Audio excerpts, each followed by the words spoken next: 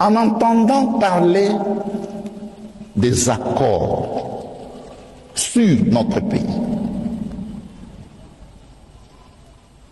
J'ai bien choisi mon expression, sur notre pays, la RDC. Je suis porté à faire une petite réflexion à partir de l'incarnation de Jésus-Christ, à partir de ce que le Christ est venu apporter à l'humain dans ce monde.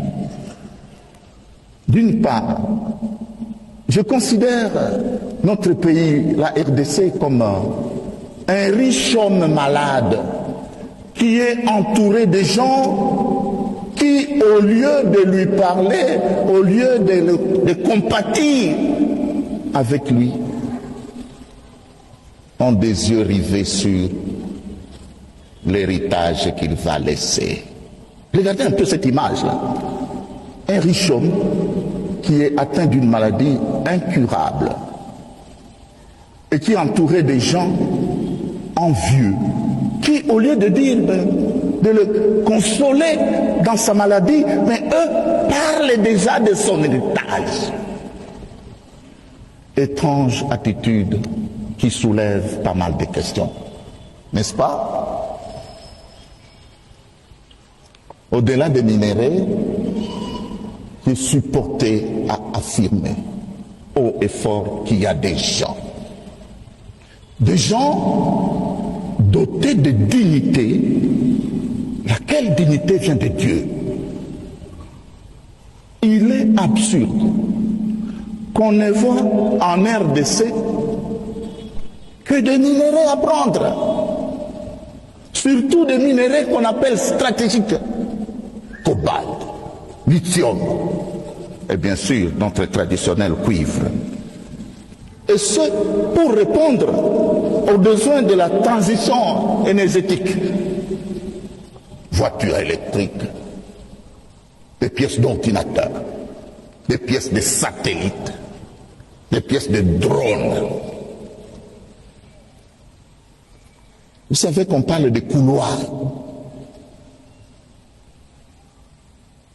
Il y en aura un, non loin d'ici, à 300 et quelques kilomètres, sinon plus, celui de l'Obito. Fermez les yeux et pensez à cette expression couloir, c'est-à-dire des passages inclinés vers l'extérieur de notre pays, des réseaux pour faire couler des minéraux vers l'extérieur. Et le tout sans d'abord se préoccuper des humains qui habitent sur ce territoire d'où on tire ces minéraux-là. Ces gens qui habitent ce territoire ont besoin de paix, ont besoin de développement, ont besoin de voir leur dignité respectée. On prend des décisions loin de là où ils habitent. On prend des décisions sur eux et pour eux. Tous ces accords dont vous entendez parler sont en réalité des accords de fausse amitié, des accords de coopération déséquilibrés, des accords de coopération de convoitise immodérée de nos ressources naturelles. Tout simplement. J'ai été à Doha pour rechercher la paix.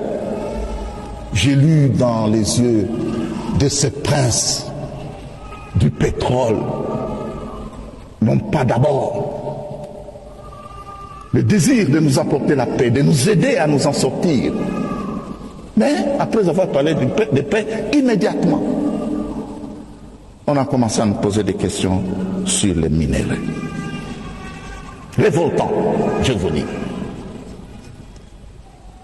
Et pourtant, le Fils de Dieu est venu apporter à tous les hommes et à toutes les femmes de ce monde une certaine dignité. Votre dignité là, ils s'en foutent.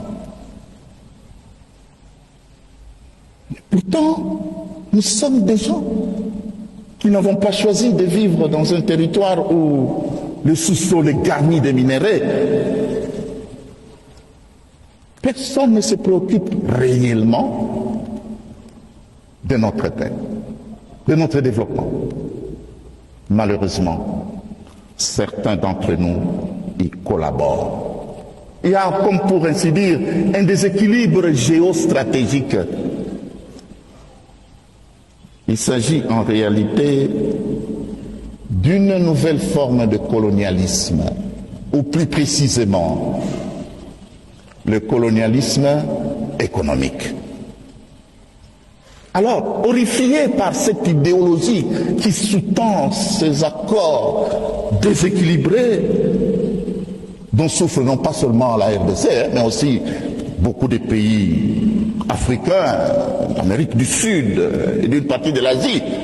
Alors, lors de sa visite apostolique dans notre pays, il y a 3 ans, le pape François, d'heureuse mémoire, a adressé ces mots forts. On peut imaginer à qui de droit. Je n'ai pas coutume de mettre des citations dans mon homélie, mais cette citation est tellement d'actualité. Elle permet d'éclairer par un nombre élevé de situations dont nous sommes victimes, que je suis obligé de vous la lire. Le pape François a dit ceci à Kinshasa. Après le colonialisme politique, un colonialisme économique tout aussi asservissant s'est déchaîné. Ce pays, c'est-à-dire la RDC, largement pillé, ne parvient donc pas à profiter suffisamment de ces immenses ressources. On en est arrivé au paradoxe que le fruit de la terre, de sa terre, le rendent étranger. Effectivement, nous sommes étrangers à notre propre pays. Le poison de la cupidité a ensanglanté ces diamants. C'est un drame devant lequel le monde économiquement avancé ferme souvent les yeux, les oreilles et la bouche. Mais ce pays et ce continent méritent d'être respectés et écoutés. Ils méritent espace et attention. Et le pape de dire, retirez vos mains de la République démocratique du Congo. Retirez vos mains de l'Afrique. Cessez d'étouffer l'Afrique. Elle n'est pas une mine à exploiter, ni une terre à dévaliser. Fin de citation. Il est dès lors inimaginable de gager ou de brader les minéraux de toute une nation pour sauver un régime ou un système politique. De toute évidence, cela revient à sacrifier le développement de la population et confisquer le bonheur des générations à venir. Êtes-vous au courant qu'on a signé un accord de 99 ans d'exploitation? Vous êtes au courant de ça? 99 ans.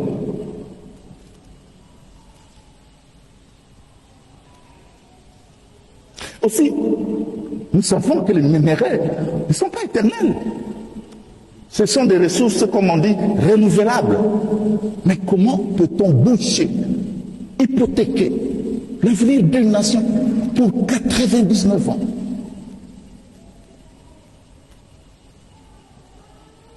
En outre, en observant ce qui se passe,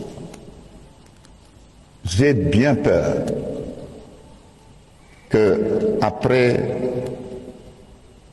la guerre froide, de tristes mémoires, que la République démocratique du Congo ne devienne le champ de bataille des puissances occidentales avec la Chine. Tous les indicateurs démontrent que nous allons vers là. Et qui vont en payer les prix, c'est vous.